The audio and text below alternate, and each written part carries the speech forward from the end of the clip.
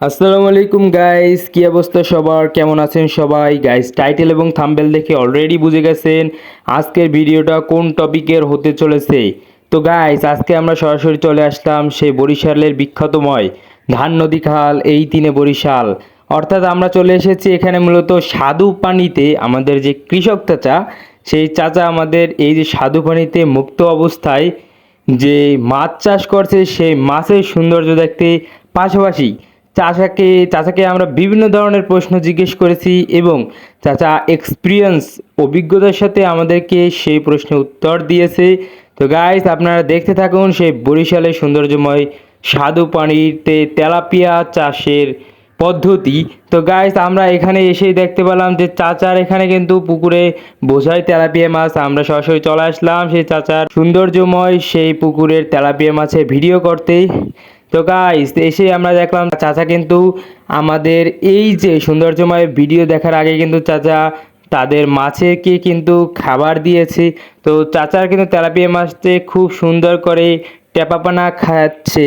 এখানে কিন্তু আমাদের একটি বিষয় লক্ষ্য রাখতেই হবে গাইস, এখানে কিন্তু মাছের পরিমাণটা খুবই বেশি থাকার কারণে আমরা কিন্তু ক্যামেরাটা একেবারে একেবারে পাড়ের ঢালে রেখেছিলাম। দেখুন গাইস, কি সুন্দর মাছগুলো ভেসে উঠেছে।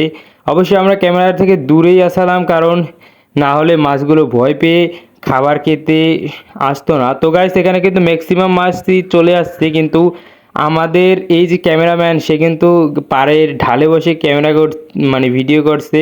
তো সেজন্য কিন্তু এই যে দেখুন গাইস, একটা বিশাল একটা ভয়ঙ্কর লেভেলের একটা তাফালিং দিয়েছে বা ঘাও দিয়েছে যেটা বলি আমরা। তো মাছে কিন্তু এখানে অনেক প্রচুর পরিমাণ মাছ আছে এই পুকুরটিতে। তো গাইস, সম্পূর্ণ ভিডিওটা দেখতে থাকুন এবং যারা যারা চ্যানেলে নতুন আছেন অবশ্যই চ্যানেলটি সাবস্ক্রাইব করে দিবেন এবং লাইক করতে ভুলবেন না। তো গাইস, আমরা কৃষক চাচাকে জিজ্ঞেস করলাম যে চাচা, তুমি এই প্রজেক্টটি কবে থেকে শুরু করছো? এই দেখুন গাইস, এই যে এইমাত্র একটা মাছে ঘাও দিল। অর্থাৎ এখানে কিন্তু প্রচুর মাছ রয়েছে। তো গাইস, আমরা ওই টপিকে না যাই, আমরা এই টপিকে আসি যে আমরা যে কৃষক চাচাকে জিজ্ঞেস করলাম। এই দেখুন গাইস, এইমাত্র একটা অনেক কয়টি মাছে ঘাও দিয়েছে। এখানে কিন্তু প্রচুর পরিমাণে বড় বড় তেলাপিয়া মাছ আছে। এই দেখুন গাইস, এইমাত্র ঘাও দিয়েছে।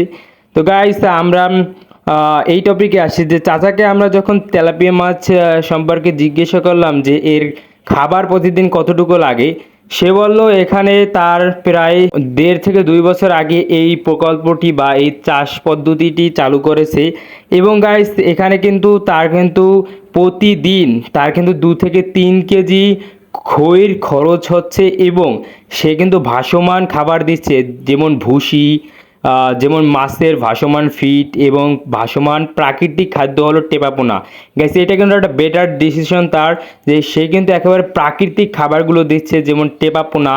তারপর বিভিন্ন ধরনের চাচা কিন্তু বিভিন্ন ধরনের এই যে কচুরিপানা, বড় বড় কচুরিপানা ডাইন সাইডে দেখুন গাইস, এগুলো কিন্তু ফেলে সে এই যে মাছে কচুরিপানার গোড়া বা কচুরিপানার যে মূল, এইগুলো কিন্তু খেয়ে থাকে। তো গাইস, আমরা এখানে দেখতে পেলাম যে অনেক মাছই ঘাও দিচ্ছে, এই যে জোরে জোরে ঘাও দিচ্ছে। এখানে কিন্তু প্রচুর পরিমাণ তেলাপিয়া আছে এবং এখানে কিন্তু শিং মাছের পাশাপাশি চাইনা পুঁটি, তারপর বড় বড় রুই মাছ, বড় বড় কাতলা মাছ, মৃগেল মাছ, এইগুলোও কিন্তু আছে। কিন্তু গাইস, আমার ক্যামেরাম্যানের ভয়ে কি যে বলবো, মাছগুলো এখানে স্পষ্ট ভালো করে আসছে না ক্যামেরায়, কারণ গাইস এখানে মাছগুলো কিন্তু ঘাবড়াই আছে যে কি না কি হয়ে যায়, কি না কি হয়ে যায়, ওদের ধরতে আসছি মনে হয়, এরকম একটা জিনিস ওরা ভাবছে। তো গাইস, এরকম কিন্তু কিছুই না, আমরা আসলে চাচার এই সৌন্দর্যময় দৃশ্যটা আপনাদের কাছে তুলে ধরতে এসেছি এবং চাচাকে বলেছি যে চাচা, তোমার এখান থেকে আমি কয়েক কেজি তেলাপিয়া মাছ নিয়ে যাব। চাচা বললো অবশ্যই, এবং চাচার কাছ থেকে আমরা কিন্তু 2 কেজি তেলাপিয়া মাছ নিয়েছি। তো গাইস, এটা দেখাবো না আপনাদের, আগে এইটা দেখাই যে এই দেখুন গাইস, কি সুন্দর ঘাও দিয়েছে অনেক কয়টি মিলে। তো গাইস, এটা কিন্তু একটা নান্দনিক একটা বিষয় এবং আমাদের এই যে প্রতি বছর যে মাছ চাষ, এই যে জলাশয় বা বিভিন্ন ধরনের পুকুর থেকে বা পুষ্করণী থেকে যে পরিমাণ উৎপাদিত হয় তাতেই কিন্তু আমাদের চাহিদা মেটে। এটা কিন্তু গাইস বৈদেশিক যেমন ভারসাম্যতা রক্ষা করে, তেমনি আমাদের কিন্তু দেশের মধ্যেও যে চাহিদাটা সেটা কিন্তু চাচা এই মাছ চাষের মাধ্যমে পূরণ করে থাকে। আমাদের আমাদের বাজারজাত করার মাধ্যমে এই মাছ চাষগুলো আমরা সহজেই কিনতে পারি এবং এটা কিন্তু দাম একেবারেই একদম ছাড়ে, অর্থাৎ সে মূল্য ছাড়ে বা একদম সঠিক যে পাওনা বা সঠিক যে দামটা সে কিন্তু পেয়ে থাকবে বাজারে নিয়ে গিয়ে। তো গাইস আমরা কিন্তু এখানে চাচার কাছ থেকে একটি বিদেশি বা বৈদেশিক যে আয়ের একটা উৎস দেখতে পেলাম। সে কিন্তু এই মাছগুলো কিন্তু আমাদের বাজারে চাহিদা মিটে কিন্তু বিদেশেও রপ্তানি করতে পারেন। এবং গাছ চাচার কিন্তু একটা না দুটো না প্রায় 10টি জলাশয় রয়েছে। এগুলো কিন্তু প্রায় অনেক বড়, 20 শতাংশের উপরে। তো গাইস এক একটি জলাশয় গাইস এইটা মনে হয় সবচাইতে মনে হচ্ছে ছোট, এটা মনে হয় 10 শতাংশের মধ্যে এটা। তো গাইস আপনারা দেখতে থাকুন কি সুন্দর ঝাঁকে ঝাঁকে মাছ জেগে উঠছে, পানির নিচ থেকে ভেসে উঠছে। তো গাইস আমরা এটা দেখতে পেলাম যে চাচার এই যে দৃশ্যটা, এবং চাচা কিন্তু পুকুরটার একেবারে অর্ধেক কিন্তু সে ফুললি ফাঁকা রেখেছেন এবং আর অর্ধেকে কিন্তু ট্যাপাপোনা বা বড় কচুরিপানা দিয়ে ভরে রেখেছেন, কারণ সে অর্ধেকে হলো দিনের বেলায় মাছগুলো এখানে আসবে খাবার খেতে এবং রাতের বেলায় কিন্তু এই মাছগুলো ওই সাইডে ডান সাইডে নিয়ে কিন্তু আশ্রয় স্থানে যেতে পারবে। তো গাইস ভিডিওটা এই পর্যন্তই ছিল, যারা যারা লাইক করেন অবশ্যই লাইক করে দিন।